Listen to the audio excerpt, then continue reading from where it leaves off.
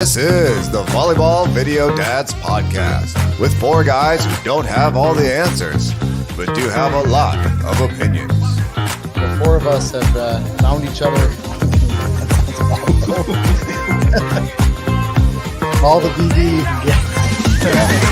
And there it is. It didn't take long. For the video dad, it's like, hey, that's my spot. Yeah. I need you to move that net. Somebody want to bail me out here? It's fun to watch you squirt. And that took me in. Stray dog. And now that stray dog is turned into a beautiful steed.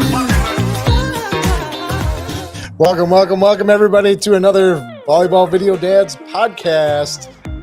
It's just you and I today, Jim. It is. Dan and Jim with a whole bunch of opinions. Just, like Dr. Evil and Mini-Me. Cue the Will Smith, just the two of us. Yeah. I guess that makes me Mini-Me. Anyway, how are you? How's volleyball going? Doing well. Have had a nice little break for the last couple of weekends, and now we head into a very busy February. We got a tournament every weekend, and one of them is out of town, and two are out of state. So you're going out of state. You're out of Texas. So where are you heading? Yeah, so we have the ATX Showcase this weekend, Tour of Texas and Dallas next weekend, Triple Crown in Kansas City, and then Sunshine Qualifier in Orlando. Oh, look at you going to Orlando. Yeah, this will be our first trip to Orlando. All those vacation days going to I think we'll try to hit up Universal Studios. I think we're going to get there early enough that we might get like a half a day. No, I'm using all my vacation this year on travel for tournaments, so I don't have any extra to stay longer. It's difficult. It is difficult. Love sports and having multiple kids. How people with multiple kids and clubs. I could let my wife go to one of these away tournaments, but then who would do the video? Yeah, exactly. I mean, you're needed. Right? I'm essential. It was funny. You want to hear a funny essential story? So what was it, 2 years ago when COVID broke out and volleyball was almost shut down, but they only allowed a certain amount of people in? Did you experience that? Oh yeah. For the people out there that just joined volleyball COVID year, they were allowing these national teams to play. The girls were allowed to play. The coaches were allowed to have 2 or 3 coaches on the bench.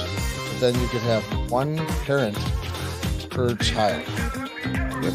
So if both parents come or you have family attends, they have to stay in the room.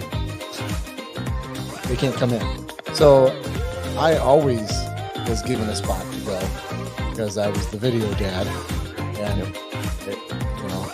it worked out. It worked out in my favor. Now, granted, I was working before, during, and after the game, making videos, but still, it was a nice plus essential check. Yeah. I matter. My wife's in healthcare, so she actually is essential.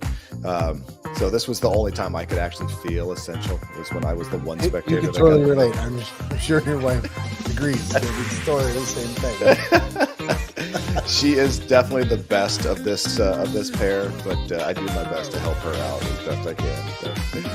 So, Jim, we're talking about volleyball rankings and statistics and how they fit into this whole club volleyball thing, and if they even matter.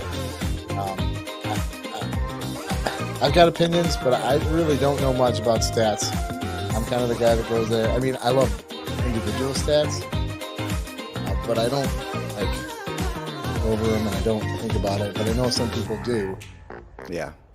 Do they mean anything? Like, what are your thoughts? Let's kick off this conversation. How hard do you want me to lean into this one? Because I can ease into 5 minutes left, so lean away. There's no fouls. I'm a numbers nerd. I love stats. I love information. I love metrics. I mean, I just give me a spreadsheet and I'll be happy for hours. But I think in sports, especially youth sports, I think we can really overemphasize it, and we can get really distracted at an early age with those numbers. And just like everything, right? We've all got, smartwatches and Fitbits and, those rings that track your sleep cycles. And, we all get all this data and all this metrics and all this information in our lives. Does it actually change our behavior? Are we doing anything with it? Is it meaningful? If the answer is no, not really, then it's useless.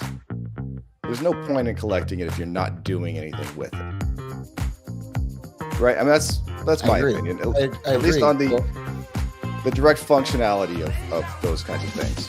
And the downside, I'm going to start with some negatives. And I see positives in it too, but I'll start with the negatives. The downside for especially younger kids is they'll get tied up in those, and it messes with their head. We've all seen kids that are afraid to swing as hard as they can because they're worried that they're going to get subbed out if they miss. And likewise, these club teams, they track stats, right? And suddenly one player's got a lower hitting percentage than another, and even though the other one may be a better athlete and with a little time and patience will develop, they go, oh well, your percentage is lower, so we have to sub the other person in or something. And I don't think that's healthy on a younger team. As they get older, it's a little different, but at least up to 13s, even 14s, I think is still a little young to be overly focused. I think at any age it's a little over focused, and I'll give you an example. I mean, like, you can start splitting hairs. What if this kid is cold right now, but their stats are showing that they're a better player than the other one, and the coach plays a better player? Now you've got a kid that thinks he should be playing because of sheer statistics. And I've seen that before. Like, my kid has a better hitting percentage, or my kid is, has more a better serve percentage, or how many aces they got, and they go off of that stat, and parents are guilty of it too. Oh yeah, stats shouldn't matter. It shouldn't matter on playing time. I think they're a good tool to help you reach a goal, but I don't think you should rely on them when it comes to gameplay. Right, it should be a guide. Right? Yes. Yeah, it's a tool that coaches can use to help analyze, to help motivate. Maybe it's an entering position to help understand where somebody should be on the court. But I think some coaches, and I'll talk more about. I think more I've seen it at the professional football level, but I'm sure it happens in club volleyball and prep volleyball. But I think coaches hide behind stats. They're afraid to make. Some of them are afraid to make a decision because they have these numbers in front of them that tell them one thing, but the eye test, right? Just looking at it, and be like, that kid or that player is clearly better than the other one, and we need to figure out why the numbers aren't reflecting that. And then tweak that. Maybe they just need to tweak their arm position or their approach, or there's something that the outcome isn't there where it needs to be, but the performance needs to get there, and the performance and the athleticism is there. They just need to tweak it. All right, stats are great for that kind of stuff, for helping figure those things out, seeing those trends. Just like Travell says, I thought you weren't going to watch Travell. I thought you were working on editing, man. Listen, what our guy Travell. He said, I can't make it tonight. I got to do a bunch of things. I got videos to edit. I'm way behind. I got all these things to do. And he's like, I'm going to put you on mute. I'm not even going to jump in. And here he is. He's telling us to check the background music, giving us feedback. You might as well be on, dude. Yeah, I know. Let's just wait for him to pop in. He's like, I can't take it anymore. I'm going to have to come That's in. right. We're calling him out. Well, just wait until we get to rankings and I start talking, because he and I have had this discussion before. Yes. Oh, man. Anyway. Thanks, Travell.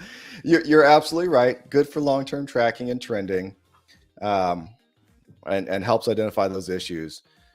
But yeah, I mean, I guess that's what I keep coming back to is, are you doing anything with this information? And if you aren't, if you're hiding behind it as a way to make decisions, then, that's probably not good. And two, if you're so fixated on it that it's affecting your performance, that's not what you want from the kids. Right. And then the other thing is quality of data, quality of the information. How good are the stats being taken? I've seen a lot of people talk about stats at a college or at a high school level, right? And those stats are all taken by your coach. And so it's like, hey, so-and-so had, 20,000 digs in their career. It's like, really? What are we calling a dig? Like, is everybody measuring it by the same standard? No, of course not, right? You got how many high schools logging how many stats by how many different people? It's, Are you saying that people are cheating? I, Cheating the numbers? whether intentional or not, I'm just saying the quality Fair of enough. that data is probably not all that Subjective. good. Yeah. It is. It's very subjective. And what it does as far as do they matter, right, is those stats, especially in prep and high school ball, right, go towards, district and state accolades that do look good on a player's resume. How much do college coaches look at that though? Like, is that a deciding factor? I don't think so. I think it really comes down to video and social media and what they've heard from their scouts in real time, in person to person. Yeah, Because it's not, I mean, maybe stats will get them in front of somebody or get somebody to pique their interest. Maybe. I mean, yeah, maybe. In my opinion, obviously, I don't know. I'm not a college coach or even a high school coach or even a coach, period. But it wouldn't. I want to see what they do on game day or practice day, on tryout day, and then I want to talk to them, and yeah. that's all I really need at that point. I mean, 3 days of I saw. I don't remember where I saw it. I saw this over the last week. I saw a college scout. Might have been on a different podcast. Say that she will go to a player's match that they're interested in against a team she knows they're going to lose to. that's And she'll watch how that player reacts and performs in that environment. What's their body language? What are they doing with their teammates? How are they handling the fact that they're losing? Right. So to your point, I really think it might be a way to get your foot in the door to pique some interest, but I just don't think those accolades make that much of a difference in recruiting. And So if you're listening and you disagree and you have some evidence, chime in. I'm definitely or not you an expert agree? on I recruiting. mean, Yeah. you can agree and chime in too. I mean, we don't need arguments here. We can band together as a bunch of fathers too. That's I'm okay right. with that. And mothers. And mothers, yes. Yeah. So I think it's definitely something that is another piece to the puzzle, but nothing that is high on the ladder. Oh, we got Oh, there you Brad. go. Brad just popped in here. I have learned that high school stats are useless when coach refuses to do anything with them. It is infuriating to watch capable girls cut or standing on the side while others start. Brad, I don't know if you're pointing that towards me or not, but I totally hear you, and I totally agree with you. And stats should not be something that the coaches use as leverage to either get kids to play or try harder. I don't think that's the way to do it, in my opinion. Yeah, I mean, I tend to agree. It's a slippery slope, but it's different than grades, right? Stats are different than grades, in my opinion. They shouldn't be used as a grade. You're right, but I think they are all too often. Yeah, and like I said, I think coaches use them as justifying, hiding behind decisions that they make. Right, somebody's going to sit because their hitting percentage is lower than somebody else, but it's like they've got a better arm, they jump higher. Let's, instead of just putting that player in, let's figure out why they're not terminating the ball. Maybe let's be a coach and figure that out. Easy. easy, right? And I'm not, we're not Not digging anti-coach. on coaches. This is not rip on Yeah, coaches. we're definitely not Please digging on don't coaches cancel us here. because of that comment. But Yeah. Dan. Dan cancels us all. Friggin' Dan, let me. me tell you. But yeah, I think it should be just another tool in the chest and not the tool. Have you had any experiences with coaches talking to you or your daughter about stats and making a deal about it? So I have a good example, right, of where Okay. stats were applicable. Last year, my daughter was struggling to get playing time, very frustrated. She was working really hard. And I think the coaches saw that she was working really hard to earn her playing time, but her serve percentage was the worst on the team at that time. And so after a tournament, we sat down with the coach and had a talk, and we just asked, in fact, I had my daughter do it. I was there just as an advocate, but I let her do all the talking and ask, I really feel like I'm earning my playing time. What else do I need to do? Is there anything I'm lacking? And the coach told her, like, look, your serve percentage is the lowest on the team. And those are points we're just giving away, and we just can't have that. And if there's somebody else at your position who is playing around the same level as you, but has better serve percentage, I have to let them play because I can't be giving points away in qualifiers. It makes sense. Yeah, I get it. Absolutely. And, with that, my daughter took that feedback, worked really hard to improve her serve, proved it in practice, and earned more playing time, right? Mm-hmm. And so that's a good outcome, right? That's good feedback. It was helpful. That's a good example. Yes. I have another good example too. My daughter, Sydney's 13's coach was a big stat guy. Great. Her favorite coach. He would take stats all year long, and then he would talk to them in the middle of the season, and then at the end of the season as like a closeout coach player. Mm-hmm. And it wasn't a day-to-day tool. It was this is where you're at. This is where you need to improve. This is what you need to focus on. And that was it. And then it was, on to the next thing. And then at the end, it was, this is where you were at the middle and this is where you were at the end. Percentages were better. Great. You learned more. So, and I bet I feel that's where it should be. Yeah. And I bet he coached them. Like he used that to guide his coaching in practices, right? Yes. So he took stats, he would look at it and say, her serve receive is not where it needs to be. So we're going to focus on that in practice. Didn't call her out on it probably, right? Didn't say receive suck. You were 30% on this weekend and we need you to be at an 80 or whatever. I think that's just like anything else, right? It's messaging. It's how you present things to people to be able to get them motivated in the right way and not get them focused on the wrong things. I would agree. Have you seen any cases of stats that were really used poorly, kind of like Brad's example?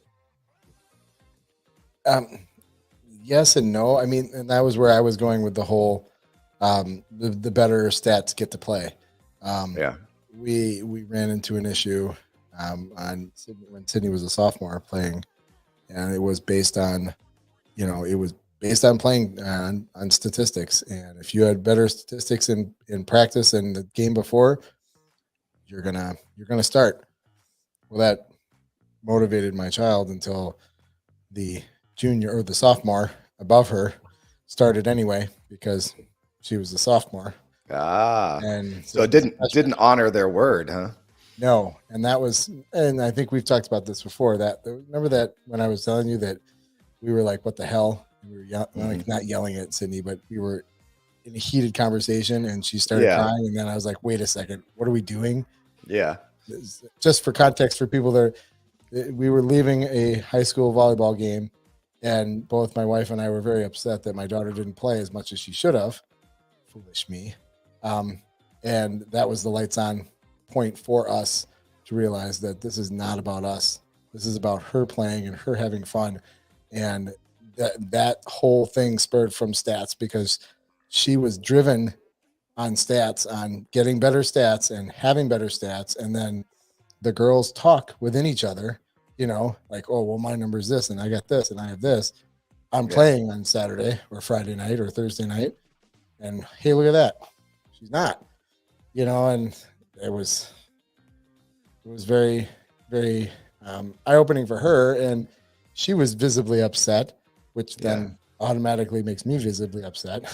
So it just turns into it's just a bad use of stats, and it's what turned a positive situation or learning lesson into a negative situation. And luckily we caught it right away, and I've never had a conversation like that ever again.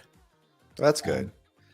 But that's on the coach, right? That's about setting expectations, right? And if they if they said, hey, this will be one of the tools we use, right? And maybe that's what the coach said, and things get lost in translation with young minds and whatnot. But that's a great example of just managing expectations and having clear communications. And we got Nathan, a bad use of stats example, the high school quote unquote top players in the country articles that are based on stats from Huddle. Is it the only thing that they're based off of? Or Nathan, do you know how that's weighted? Like, is that something that's based solely off of Huddle stats, or is it based off of somebody's opinion and on those stats?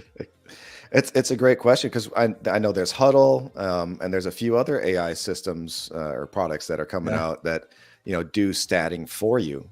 Oh, and that Huddle stats, I don't know have you dealt with Huddle at all?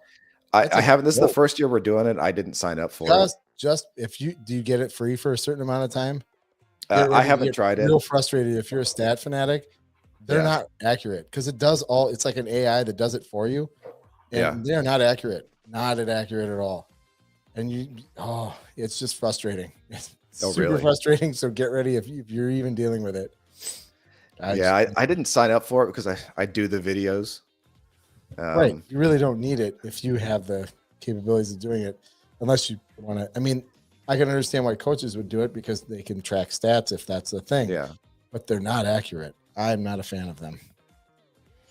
Yeah. Here you go. Nathan says Huddle stats have to be corrected by coaches or parents. And that's the thing that some coaches don't do. Like when we had Huddle last year, nobody corrected it.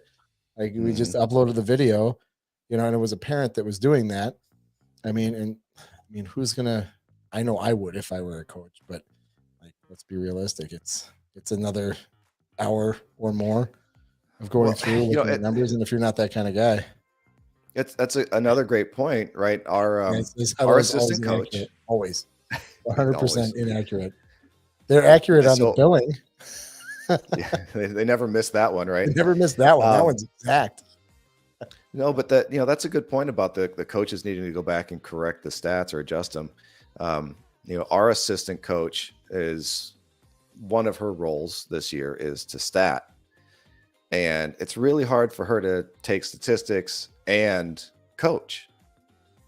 And I've talked to her just one-on-one, and we've heard it from other coaches, not just her, that during the match they would much rather coach, right? And then that way the players have two voices and two coaches. They got two sets of eyes that are looking for things, and that can help them.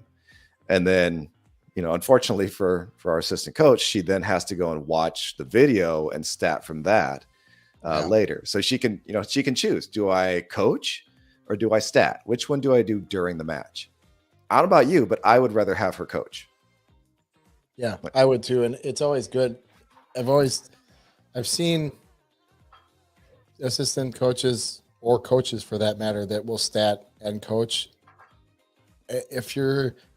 I guess it all depends on the personality of the coach. Like if you have two, hard-nosed coaches, well, one can stat. That's okay, Yeah. But if you have two, and same with two that are like, all right, let's go team. Do you really need two of those on there? You know what I mean? Like, so I guess it all depends on the style of coaching. In a perfect world, you should have, I think you're allowed three. You could have a coach, a stat coach, and then your assistant coach. But yeah, I mean, that would require the club to actually pay Yeah, and I know. I think some of our teams do have a third assistant, or second assistant, a third coach.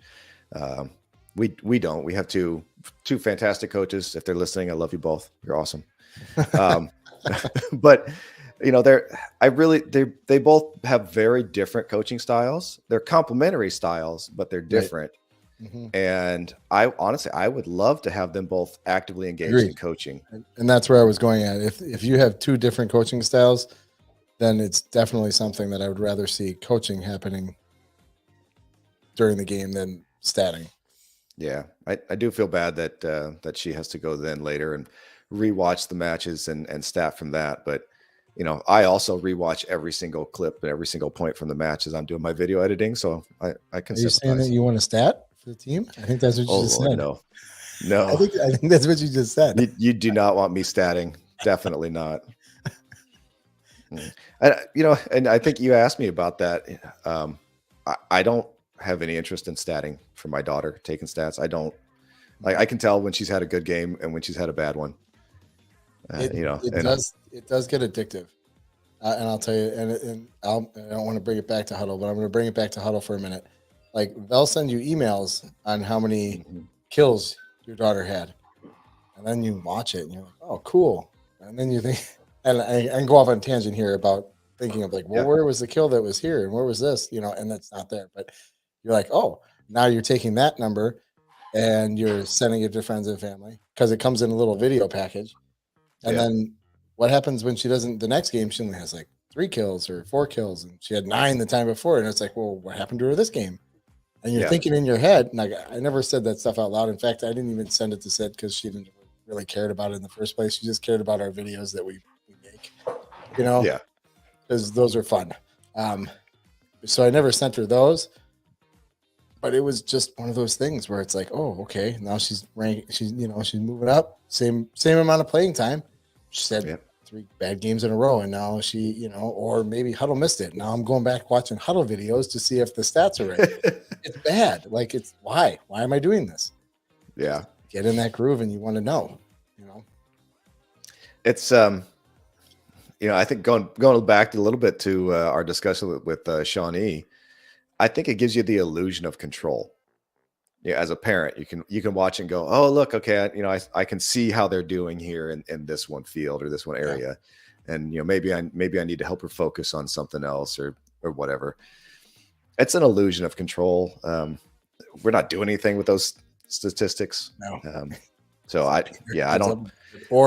Or parading it around like, look at our daughter living vicariously through our kid. You know what I mean? Like, other than I haven't seen that on the other Facebook group that I won't mention, but have you sex volleyball group? Yeah. You're gonna get us canceled again. Canceled twice in the first 30 minutes. All right.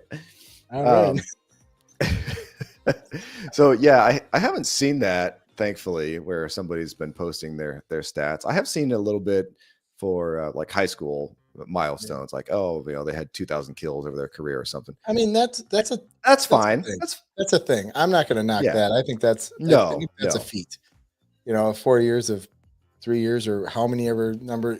That's impressive. Yeah, I'm certainly not knocking that. You should hang your head on if it's a record. You know what I mean? If it's just, hey, look at my stats from this weekend. You know what I mean? Yeah. My I could just see the posts already.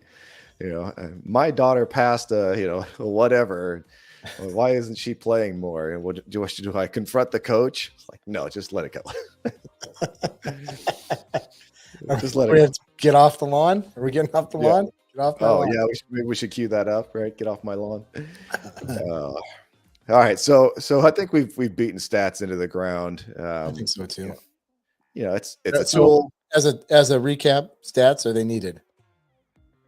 A need or a want? I think they're a want. I would agree. I don't think they're needed. I don't want them, so they're definitely a want. They're definitely a need. But I don't know. Yeah. Opinion poll goes to who cares about them. Yeah, and huddle sucks. And Stat. Huddle is inaccurate and it sucks. Don't pay the extra money. Sorry, Huddle. Uh, Not sponsored. so speaking of meaningless things, let's What are we talk moving on about to these now? team rankings. Oh, team rankings. This is the good part of the show. So yeah, so I started out, and I bet most Put people you up did. a bunch of top 25 teams. Yeah, so I nothing against the teams. So I remember starting out in 11s, and every tournament, right? I would wait. I'd be refreshing the scheduling page and wait for the tournament schedule to come out, and I'd look at the seating, and then I'd go into the AES website, Advanced Event Systems, for those of you who are new. Other dad. Right. And we would pull up the rankings of every team that was in our bracket. And some of us would make spreadsheets and, even look at their common opponents and where they've finished in other tournaments. And we would look at that to see who we should beat and who we should, how we should do against these teams. And the more I got into it, the more I realized that at the end of the day, the girls have to step on the court and play whoever it is that's on the other side. Doesn't matter how big, small they are. They're the same age, and they're just as prone to making the same inconsistent play as everybody else is. And so by the time I got to 12s, I would look if somebody showed it to me, but I really didn't even care then. And then last year I didn't care at all. I was like, whatever it is. Yeah, you looked at it. But just go play. Just go play. Yeah, and it's kind of had the same story on that. It's like didn't even look at it. Maybe I don't even think I looked at it at all last year to come to think about it, because I couldn't even tell you where the club ranked or anything like that. But the first year that Sydney was with Sting, it was look where we are, and I would match us up against our teams in our club and all I could tell you where everybody was stacked in.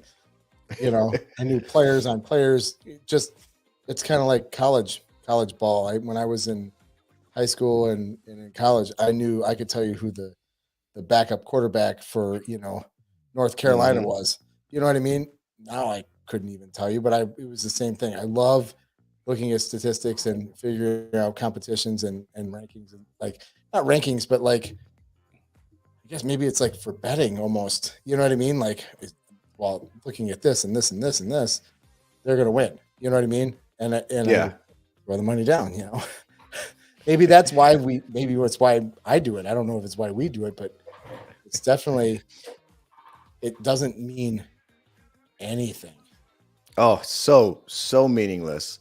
And I think it goes back again to that illusion of control, right? It's giving us some comfort in setting our expectations for how they should do, which can turn around and bite you in the rear, because we all know 11, 12, 13-year-old girls are very inconsistent, as they should be, right? That's expected.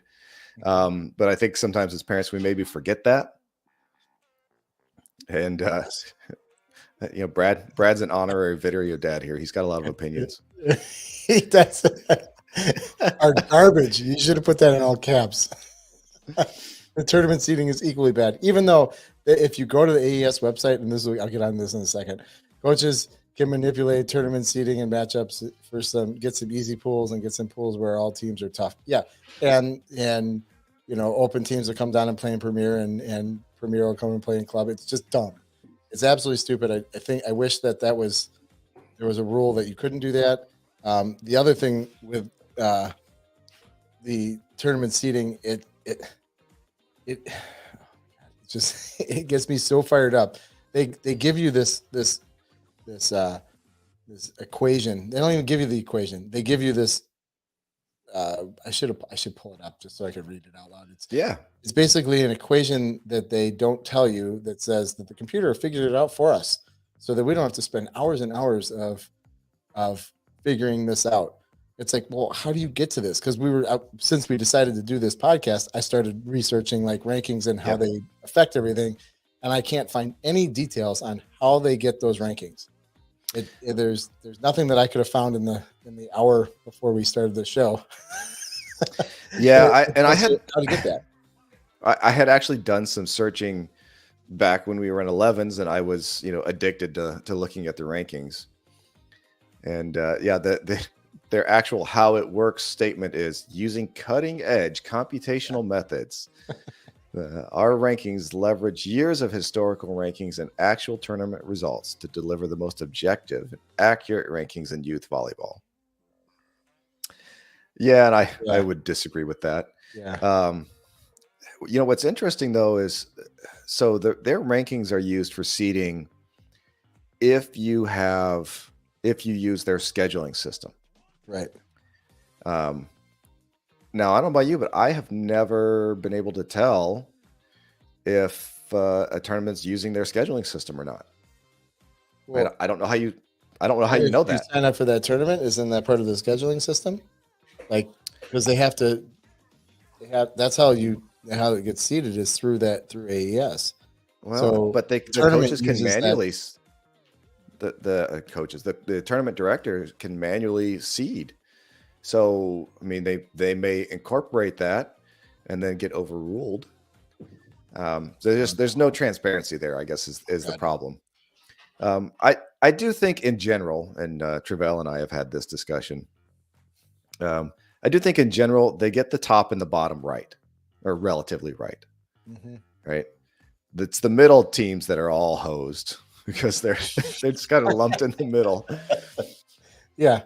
I would say the bottom 2/3. I mean, even the lower teams, you don't always get those right. I mean, we've come in as seeds way lower than what we should be, and we could shit the bed the first day, and we're in the bottom for the next, 2 tournaments, playing the number 1 and the number 2 seeds.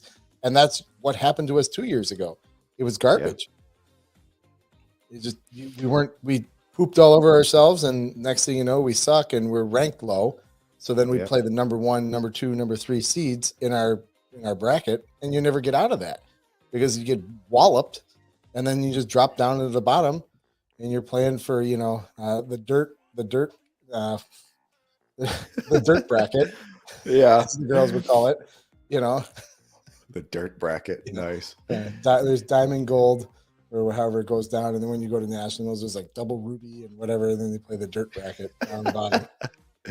So I don't know if you know this, but most regions have their own rankings as well, not through AES. Yeah, I saw that. Texas had their own region, and that's where that popped up when I was searching too. How does that rate against AES? And is that just manually put in? Do you know? Yeah, so depends on where you go. So I had pulled up the North Texas region's rankings, and they call it the V-Star Volleyball Ranking System. And I like they have a nice little blurb here. We're not in North Texas, by the way. I just happen to be doing some digging, and it's basically, let's see, teams will only appear if the tournament results have been submitted by the tournament director. All right, so that's a good rule, right? So you can't have another coach submitting results for you. I've seen that happen. And they basically say it's intended to be a tool for ranking tournaments. It's the goal is to give an earned value to teams who have played in events. It's set up to be simple and easy to understand. Award points based on where you finished in an event and points relative to other teams in the field. And I like this blurb. It's impossible for any system to predict accurately the best teams, because teams are playing in different events, a different number of events, and different opponents. Put that in the notes, and I'll bring it up on screen so everybody can see it. Oh, sure. And I think it sounds great, but everybody is motivated, and I don't want to bring this back to big business, but everybody's going to want to motivate so that their team has a higher ranking. And I think the idea is always to win, right? And if you win, you get better rankings. A couple years or 5 years ago, but I think it's also to win, but it's also to it's also meant to be able to say we're a top 25 team or a top ranked team, which then they can raise their dues so that they can make more money from that situation. And don't say Travell's not here to gripe about it. Just ping Travell so you can hear this. But you and I may be a little more jaded and a little more seasoned when it comes to some of that stuff. I think Travell's still an optimist. Yes, Come on, guys. So Everybody's a winner. So, well, so you asked me how AES rankings compare to the regional rankings. So we're in Lone Star. In AES, our regional ranking is third. In the Lone Star rankings, here we go. I got too many windows open. Uh-oh, trouble. Here we go. Lone Star rankings, we are third. So our regional rankings from our region match what AES has for us. So is that good? Maybe that's a good sign, that at least on a regional basis. I just pulled this out so we can look at it. So this is on the North Texas region. It's USA North Texas Volleyball. region. Yeah. Interesting.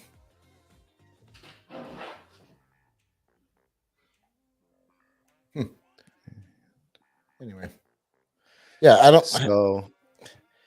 think it has anything to do with us or the kids. I think it has everything to do with the clubs just using it as bragging rights and marketing tools. Oh, totally. Right. I mean, I don't disagree. Right. I think that's probably, a pretty accurate assessment. I mean, I've never heard any of our girls go, well, we're a top 25 club. I've heard parents say it multiple times, but I've never heard. Let's talk about that, right? Because what we've been talking about so far have been rankings for a specific team. So a specific age group, a specific team. And you and I talked a little bit before we started about rankings for the actual clubs. Mm-hmm. And I had never heard of national rankings for the club. But I have. And so you pulled something up. I did. And I pulled it up and now I lost it. I was like, oh, I know where I can find it. Hold on. I think I have it up here too. No, it's so you can, the clubs are ranked and they're weighted by the age bracket. Where is it here? Come on. My dog's been scratching at the door for 5 minutes. He finally pushed his way in. That a boy. Yeah, here we go. You wanted to be on the podcast. That a boy. So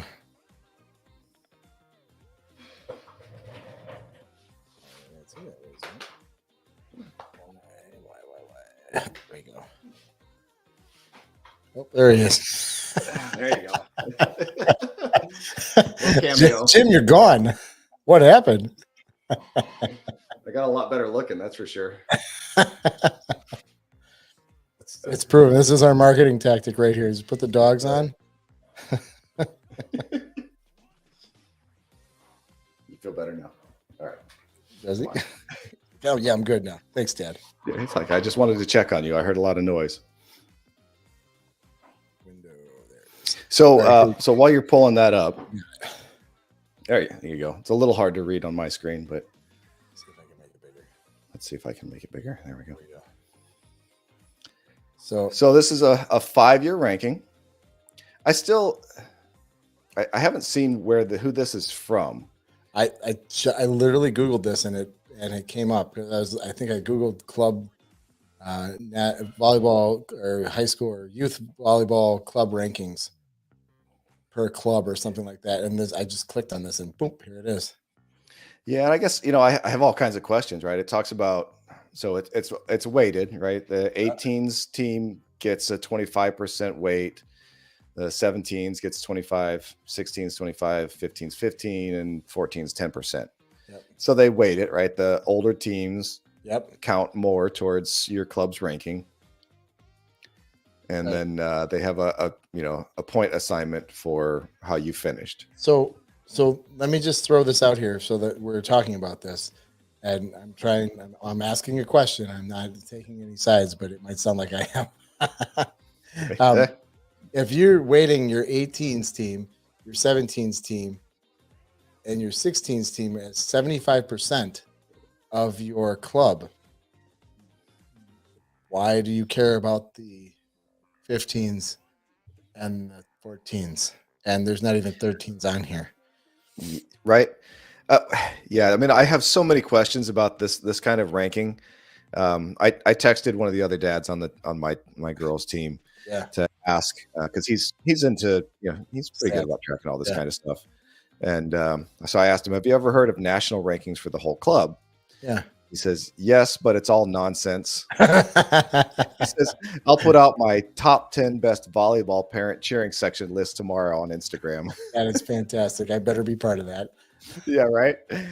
We've seen some, right? We're gonna weight them too. Yeah, I mean, I'm not gonna lie. These top. I don't know much about Coast, but I know that A5 is a solid. I know Skyline is a solid. TAV, that's third. You know yeah. what I mean, where do they get the rankings I don't that know. they're Are giving they points pulling for? them? I don't know. Is that from AES? Maybe Is there's that got to be some sort from of formula that they put in. yeah? Is that from how they finished at nationals? I would imagine it's more than just nationals. Right. I mean, there's a lot that goes in. There's a lot of questions there. Yeah. At the end of the day, this is meaningless to me. As a parent, yeah, my daughter's club is on this list. I don't care, right? Right. Our old club is on this list. I still don't care, right? It doesn't. This list, I don't know. That's just nonsense to me. It's it's like ranking the greatest basketball players of all time, or deciding who goes in the Hall of Fame. There's 5 up front, 5 top 5, and everybody else will fall in between the next 100.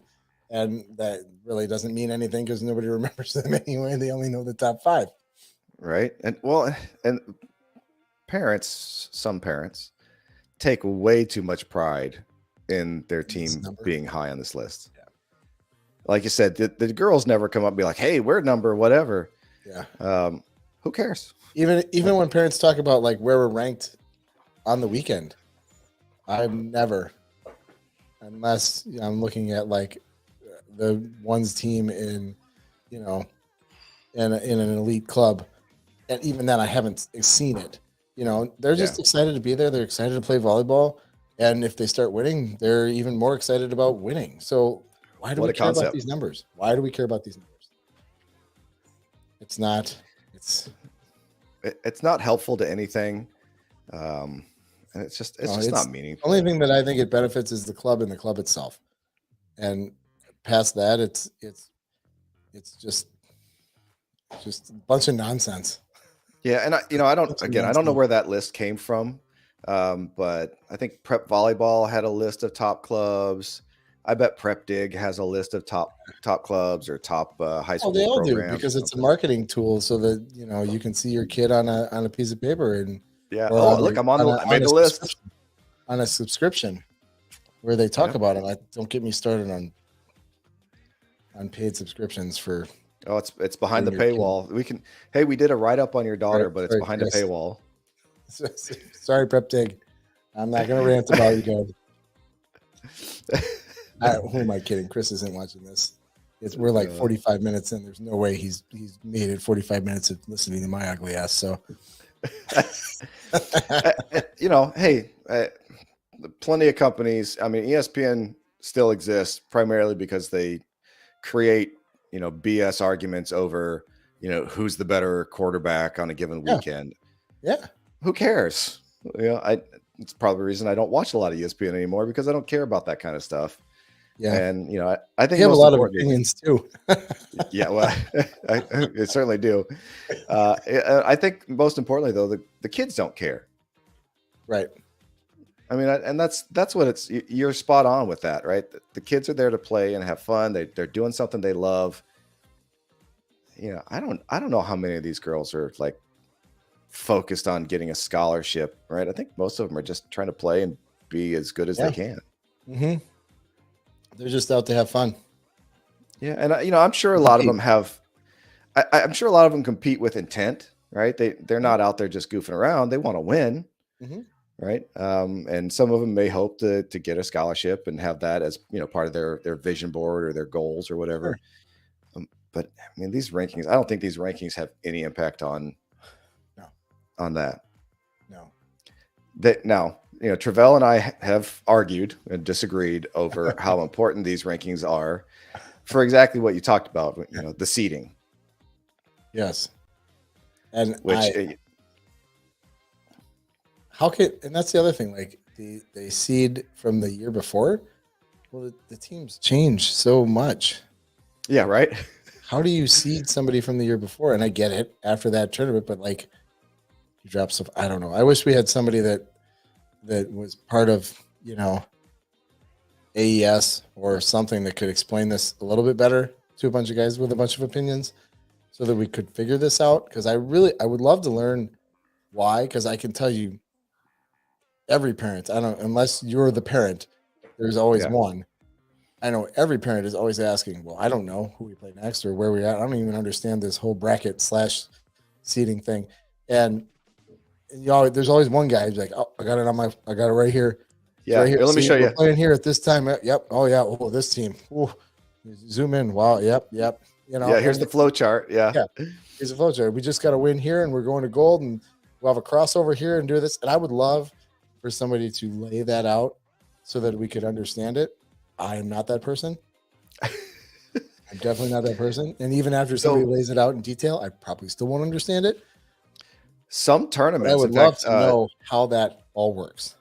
Some tournaments actually do put out a tournament flow chart. A tree? Exactly. Yeah. Not just the brackets. Mm-hmm. They last for Tour of Texas, they put out a chart that said, okay, so we're going to have power pools on day one, and it's going to be 3 pools of 4.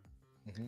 And normally you do something like that, you would see the top team as first in the first pool. Yep. The second team is first in the second pool. Third team is first in the third pool, right? And then do the bottom ones. Yeah. And then go all the way around. What they do for the power pool is 1 through 4 is in the first pool, 5 through 8 is in the second pool, and so on, right? And the goal of that is just to get every team as much good competition as they can. And then the top 2 teams out of that, the top team out of that goes into the gold, like a challenge match for the gold bracket. And it's just, the whole idea is to keep grouping the better teams together instead of having them play weak competition up front and then like separating everybody after that. It's like, you're in the crucible, go get it. It was a fun tournament. I wouldn't want to do that way. Yeah, it was really cool to watch, right? I wouldn't want to do that way at a national qualifier, right? And so I actually looked up before we started how national qualifiers are seeded and nationals. Okay. So nationals are seeded by a seeding commission.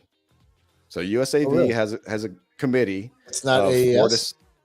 No, they don't use AES. There's actually a committee of 4 to 7 USAV, I don't know, directors or whatever, who review all of at least the open division. I don't remember if it said for everybody. But at least at the open division, they review the entire field and determine how to seed that field. Interesting. So that's pretty cool, right? And then, so furthermore, they said, I just used furthermore. I must not have had enough to drink. So they go on to say in their rules that the seeding of divisions within the national qualifier can either be done by the tournament director, or the tournament director can request that the open divisions be done by the USAV seeding committee. Travell's timing in again. It's not easy to understand, but AES. But on AES, I just read what happens if you pass these positions your flow. Travell's that guy. He's the one who's going to give you the flow, right? He's the guy that everybody goes to during the tournament. Yeah. Okay, Travell, what's going on now? Do you mind? But back to national qualifiers. Yes. So that's really interesting, right? So at nationals, they have a seeding committee, and for the national qualifiers, they could use a seeding committee for the open division, or the tournament director could do the seeding. I would love to be able to see who's doing the seeding for these qualifiers. Like, are they using AES? Are they using the USAV seeding committee? Are they doing it themselves? Like, what's the logic here? Yeah, I mean, it's true. I would love to know how it works, but I don't think you'll ever know, because then it can get manipulated. I feel like there's got to be somebody that between the four of us would know somebody that would know somebody on how it's seated. You know what? I'll just call the tournament director for one of the tournaments And say, hey, how does this work? Yeah, Yeah. and it's honest What are we question. gonna How do you do seedings for the national qualifiers? The Z grid. And is it different? And suits and sunglasses show up at your door, Eh, and Jim's not on ever again. You're asking too many questions. And do they do the seeding differently for open versus the other divisions? I would think it's the same, but you're probably right. I mean, open is what counts. Yeah. Well, I don't want to be that crude, that crass. I mean, Well, you could be the national champion of the open, and you could be the national champion of Liberty, You Patriot. know, Patriot. Is Patriot's the new one? The pay to play one for USAV is Patriot, I think. Yeah. I mean, yeah. So I think that's the thing. Travell and I have discussed several times is the rankings affect the seeding, and just like you said, if you get seeded low, now you start out day one having to play the top seed in the tournament, and that pretty much potentially knocks you out of competition. Yeah, for granted, there's meaningful. usually a couple middle of the road in the first day, but still, if you poop yourself on the middle of the road one, and you just barely squeak by on the other one, and now you're playing the top seed, boink, and you're gone. Now you're in silver or bronze right off the bat.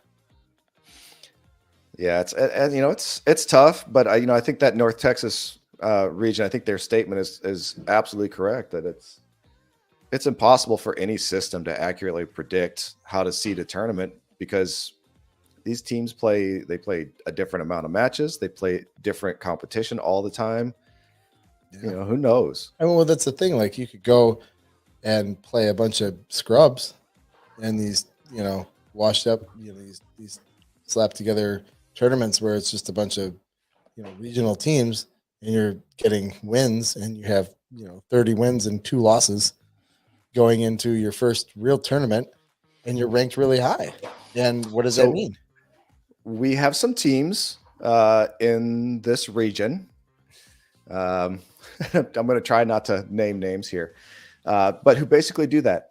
If we played one of these teams at national or at regionals, and we beat them, and they were devastated by losing because they were almost undefeated on the season. But if you look at the teams they played, right, they were playing very small, not open division club teams, and they played them often throughout their season. And so if you looked at their record and you said, oh, they have, they're 40-4.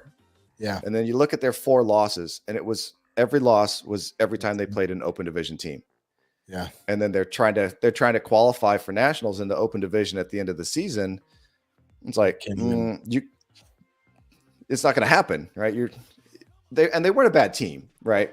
But they're sandbagging. They're sandbagging the entire season to inflate their ranking and inflate their statistics so that they get better seeding towards the end of the season. Right. Oh man, I feel like we got 2 minutes left and I'm getting on a hot streak here, but I'm not trying to throw shade at anybody, but it's pretty easy to see that's what's happening, right?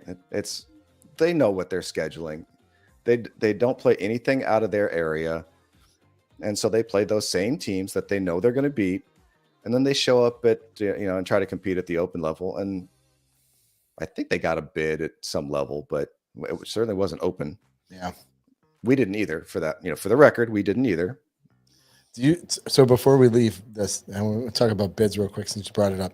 Do you think that it should be right that if a club gets a bid and they get multiple bids, because I don't know if you know this, but when a club gets multiple bids for that age bracket, they can drop those bids down to the lower teams to take the trickle down. Yeah, they have trickle down bids. Yeah. So do you think that makes sense for teams to take a trickle down bid? Heck yeah. If you do? Yeah, I don't have any issue with that. What if they're not good enough to play at that level.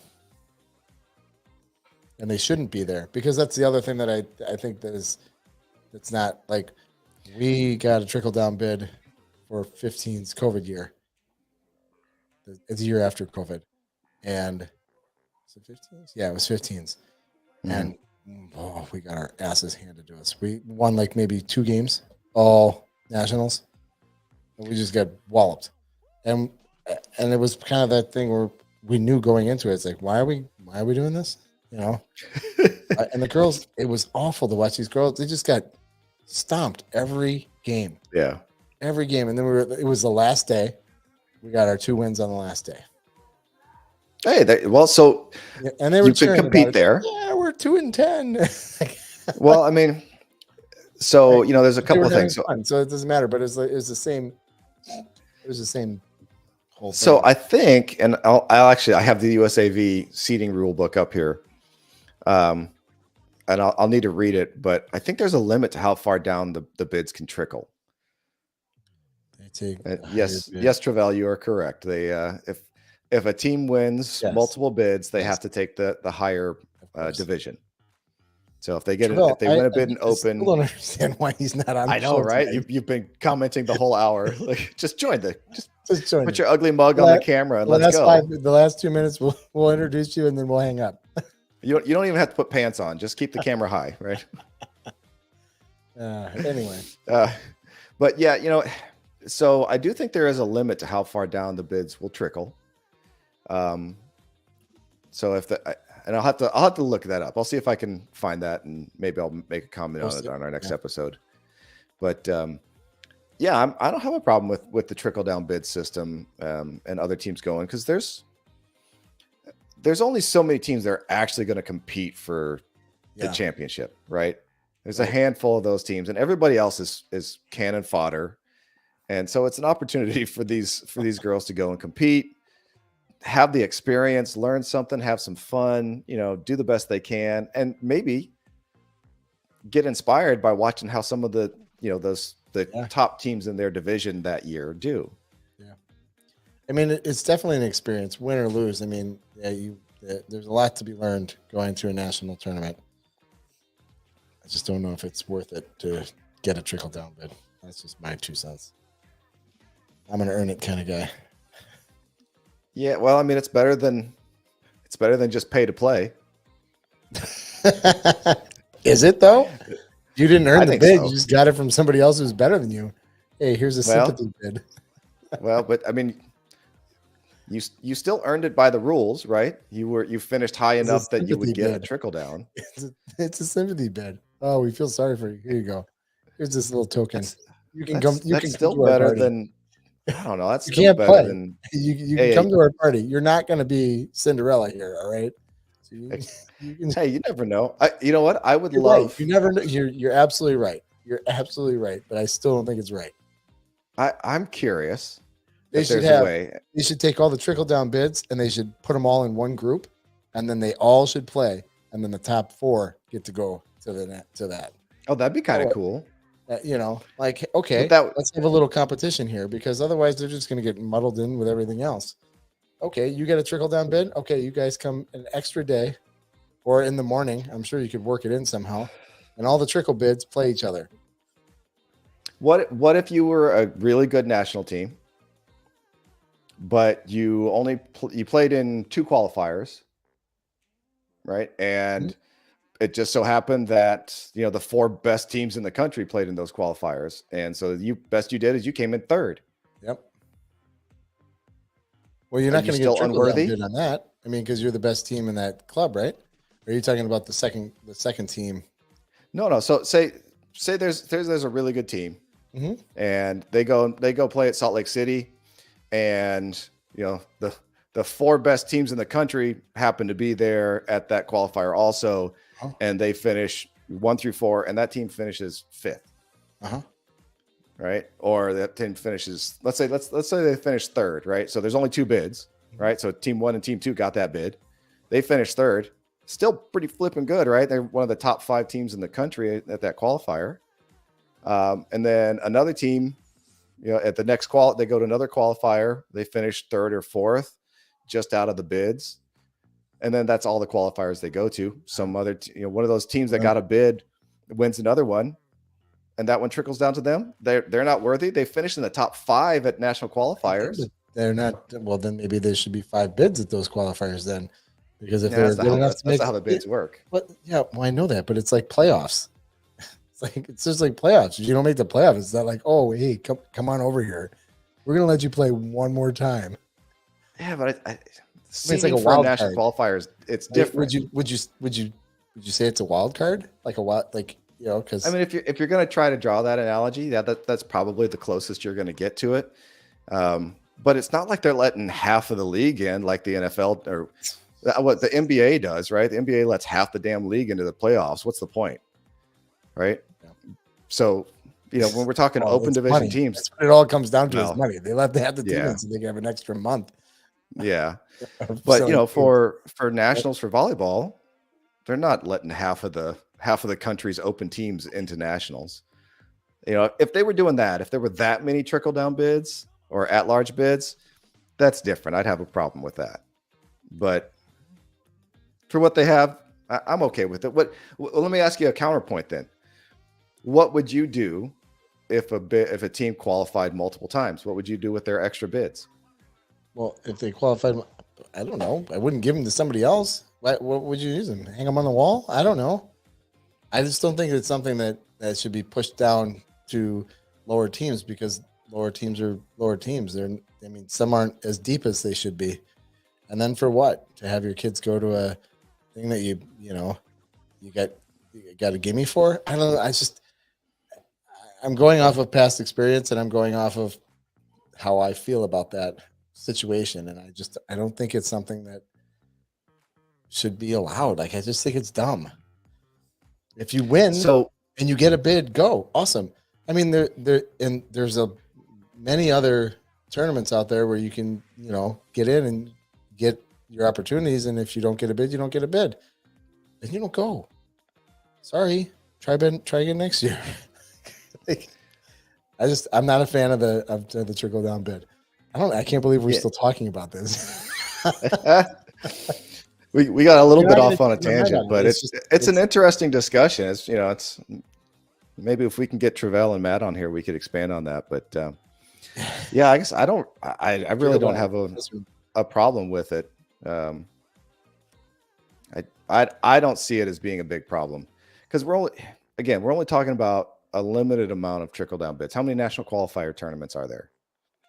I don't know. 8? Tell me. I don't know. 8? I thought there was less. No, I thought there was more. Maybe. No, there has to be more, because I feel like there's opportunities where they hand out like single bids for like 12 team or 16 team tournaments, and you can get a single bid, because I know that we played in a couple of those. For nationals? Yes. Let's see. I'm looking here. I feel like there's more than 8. See if I can filter here. I think bigger teams had like these. I wonder if that has anything to do with it. These clubs that hold these tournaments, some of these tournaments, because I know Sting held a tournament. It was for a bid. It was for a national bid, and it was a tournament. It was like 16 teams. It was 2 years ago that I remember this.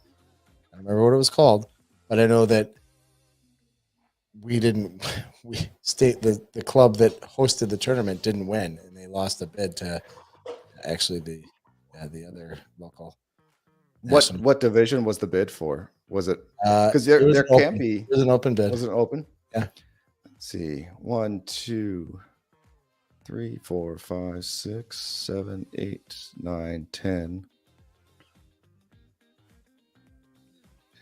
Oh, yeah. Some of these they have week 1, 2, and 3, so I'd have to go back and actually break them out.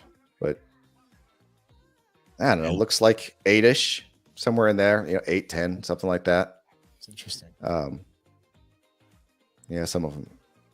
Yeah, girls. And they have the list of the bids. Man, you got me scrolling through USAV's rules here.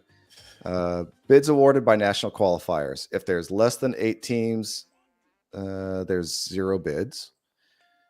8 to 15 teams, there's one bid. Yep. 16 to 23 teams, there's two bids. So they do limit the number of bids, by the size of the teams, by the size of the pool. So how do they come up with who gets the tournament to hand out the bids? Does it say that? How does it ask the question again? So if let's say I want to open Dan's, girls volleyball national tournament, how do I get the opportunity to get a bid? Do you have to qualify for it as a tournament director? Oh yeah, I mean I'm sure you probably have to apply to be a national qualifier. I'm sure there's some process. Yeah, and I would imagine it has to have, you have to have competition and all that jazz. I would imagine there's. All right, here's the trickle down rule. If one or more team wins a bid, and previously earned an open bid at another national qualifier, the bid can trickle down to the next highest team, providing the next highest finishing team finished no lower than 8th or 50% of the field size, whichever is smaller. So the lowest you can be and get a bid is 8th. Got it. That makes it a little bit more. Yeah, so like I said, they're not trickling down a bid to somebody who finished in the bronze bracket for a national qualifier, right? They're trickling the bid down to somebody who was still in the top quarter of the bracket, or well, I guess they say top half. Yeah. Either way, I'm still sticking with that. I don't think it's a good idea. You made your choice. You're gonna die on this hill. I'm digging my heels in right now. Interesting. Oh, that's a topic I think for another day. That'd be a fun one to. I think that's a good one to debate, if you will. Oh, Brad's got something before we head out. What's he saying? Brad's still listening. Brad gets the last comment of the day. Oh, and by the way, Brad, we saw before. No need to apologize. We all have gripes, and that's what we're here for. That's why we started this group, and that's why we started this podcast. So, trickle down is less a problem than teams playing down for bids in levels that they're. I agree with that. That's taking away from the teams that actually are in those levels. Just to say they qualified for nationals. I agree. Totally. And we touched on that earlier. I can't stand when you have an opportunity when you're not in the open division to come in and win something and take some hardware at home, and you get robbed because two open teams are above you and you get pushed to third place because these teams shouldn't even be in the division. They're just going into so they can get something. That just drives me nuts. Yeah, you know what? Let's Matt, if you're listening, let's write that down as part of the bid discussion. Is teams playing below their normal division to win bids and to win seeding. Let's try to remember that. Maybe that'll be next week's our next podcast will be trickle down bids and sandbagging, if you will. Come on, that's what it is, right? They're sandbagging for a bid. Yes. Oh, it's We've totally all seen it. Don't get me going. We got to save some content for the next one. So yes, I think we should shut it down. So, thanks, Jim, for coming on tonight, and thanks Dan. Enjoying the hour and 20 minutes that we just spent. Well, before and after too. So, anybody that's watching, make sure you go and subscribe to the Volleyball Video Dads podcast on YouTube. We have the Volleyball Video Dads. Actually, it's not Video Dads. It's Volleyball Dads on Facebook. It's a group that we all have created. It's all a bunch of like-minded idiots like us, griping about volleyball and showing off too. So, and then there's podcast. The podcast is out there. Jim, you take that and run with it for me. Oh yeah, Spotify, Apple Podcasts, Google, iHeartRadio, you name it. Anywhere you listen to podcasts, look for Volleyball Video Dads podcast there.